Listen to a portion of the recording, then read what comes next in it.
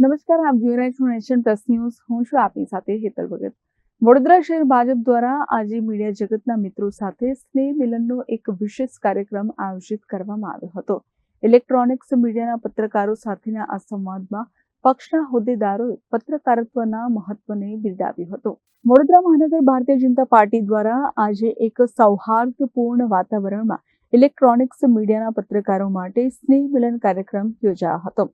આ પ્રસંગે શહેર ભાજપ અધ્યક્ષ ડોક્ટર જયપ્રકાશ સોની સહિતના ભાજપના અગ્રણી નેતાઓ ઉપસ્થિત રહ્યા હતા. સાથોસાથ આ કાર્યક્રમમાં મોટી સંખ્યામાં ઉપસ્થિત પત્રકારોએ પણ હાજરી આપી હતી.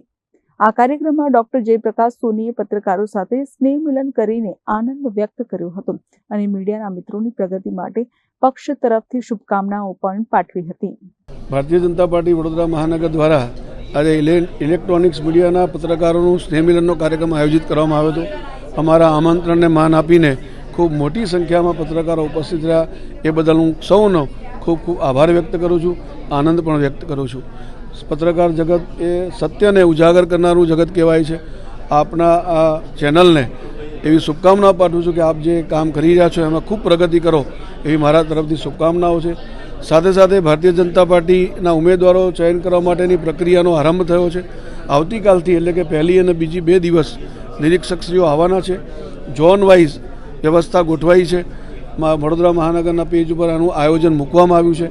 આપ સૌ કાર્યકર્તાઓને પણ મારી આપના માધ્યમથી અપીલ છે કે આપણા સમય, સ્થાન અને નિર્ધારિત વોર્ડનો જે સમય છે એ પ્રમાણે આપણે ઉપસ્થિત રહીને આપણી દાવેદારી નિરીક્ષકો સમક્ષ રજૂ કરીએ. કેમેરામેન નવનીત પરમેશ સાથે Chirag Patel, Nation Plus News, Vadodara. સમાચારોના સતત અપડેટ મેળવવા માટે અમારી નેશન પ્લસ ન્યૂઝની યુટ્યુબ ચેનલને સબસ્ક્રાઇબ કરો, બેલ આઇકન દબાવો અને જોડાયેલા રહો ફેસબુક, ઇન્સ્ટાગ્રામ અને ટ્વિટર પર.